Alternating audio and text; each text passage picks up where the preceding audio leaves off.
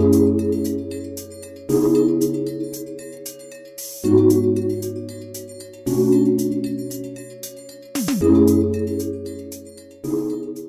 think the grey areas we addressed in a two-pronged approach. On the one hand, we conducted interviews with civil servants in the EU institutions and in the national ministries.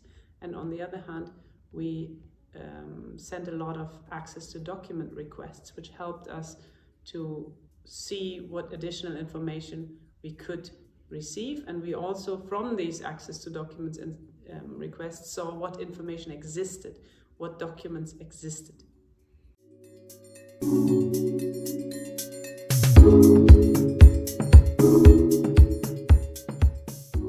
I think first is the mindset that many of these issues have become very politicized. Questions of concluding trade agreements, questions of shall or shall we not make certain arrangements in the area of migration, of return agreements, for example.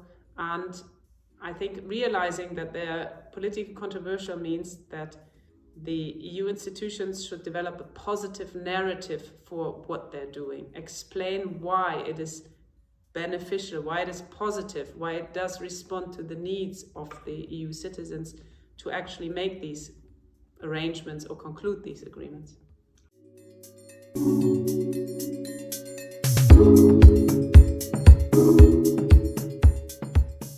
You see basically two trends. On the one hand, executive power fills the vacuum of the need to make sense of this complex world. So the more complex a policy field is, the more technocratic, the more technical, the more we rely on executive power to make sense and take decisions for us, which moves it farther away from the citizens. And on the other hand, we can see a certain level of politicization, so that people are actually having opinions on whether or not we should take certain decisions, whether or not we should go down certain routes, whether or not we should liberalize trade further, whether or not we should protect investment further than we do.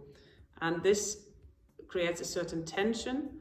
And I think these two trends can only be brought together if we pull more of that executive power into the light.